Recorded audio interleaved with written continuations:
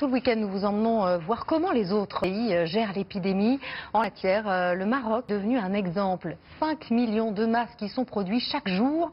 Un confinement strict y a été déclaré le 20 mars et un dépistage de masse y est en cours. Reportage Noufissa Charaï et Othman Oulad Tiaïda. Casablanca, comme tout le Maroc, vit au rythme du couvre-feu. Il est bientôt 18 h, les habitants de la capitale économique se pressent pour rentrer chez eux.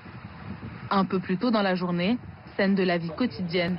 Les Marocains achètent des masques dans les épiceries de quartier. C'est une protection, on est obligé de mettre un masque. Le port du masque est obligatoire depuis le 7 avril.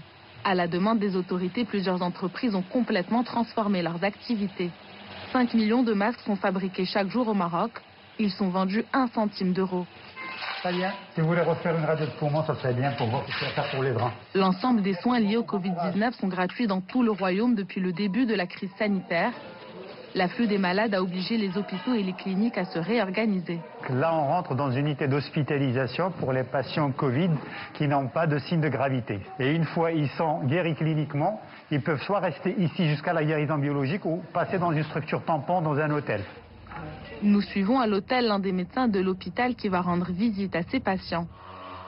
À notre arrivée, une atmosphère particulière règne dans le hall d'entrée.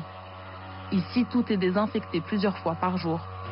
À l'étage, le docteur Rabi va rencontrer un jeune homme de 26 ans qui a passé 10 jours à l'hôpital et qui occupe cette chambre depuis maintenant 2 semaines. Bonjour.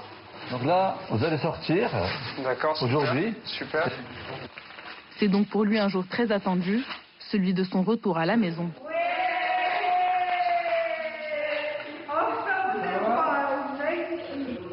Le confinement à l'hôtel est aussi un moyen de rendre l'isolement des patients moins difficile à vivre. Une transition avant de partir chez eux et aussi bien de faire un accompagnement aussi bien médical que psychologique et psychiatrique. Donc il y a des patients qui vraiment stressés, sont pas habitués, nous-mêmes dans le confinement ne sont pas habitués à rester confinés.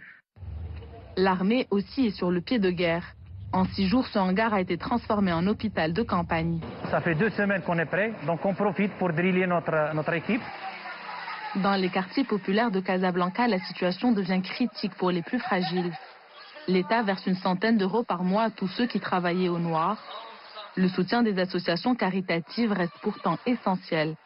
Depuis le début de la crise, cette association a distribué des centaines de paniers alimentaires livrés à domicile. Dans cette petite chambre, le confinement est particulièrement difficile à vivre. Comment vous dormez ici à 7? Ma fille se met là dans le coin, je n'ai pas le choix, je vais pas la mettre dehors.